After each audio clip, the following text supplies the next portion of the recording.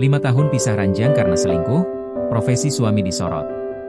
Sosok suami Faiza Soraya, 42, Alham Umalasiagian turut menjadi sorotan dalam kasus siswi kelas 6 SD bunuh ibu kandung di Medan.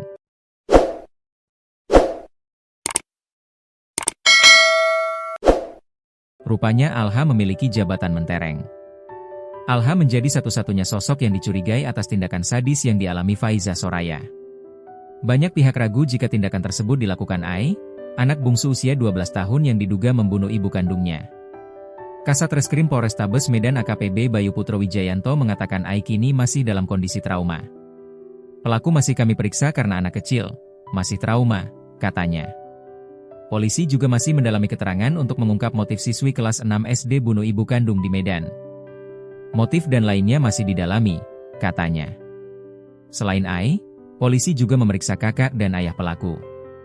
Selain dia, Al, kakak dan ayahnya juga sudah diperiksa, katanya. Kepala Lingkungan V Tanjung Rejo, Tono bercerita pertama kali mendapat laporan, dia melihat Faiza Soraya sudah tergeletak di kamar lantai 1 rumahnya, Jalan-Jalan Dwi Kora, Kelurahan Tanjung Rejo, Kecamatan Medan Sunggal, Sumatera Utara, Rabu, 10 Desember 2025. Di atas kasur, katanya. Ia mengatakan saat itu kondisi Ai hanya terdiam. Adiknya, Al, terduduk saja di sofa ruang tamu, katanya. Sedangkan kakak pelaku, mengalami luka. Kondisi kakaknya waktu itu jari-jarinya luka, katanya. Sementara suami korban sekaligus ayah pelaku, Alham tak berhenti menangis. Saudara korban, Dimas mengatakan hubungan rumah tangga Alham dengan Soraya sudah tidak lagi harmonis. Dalam 5 tahun terakhir suami korban doyan selingkuh dan diduga ada hutang.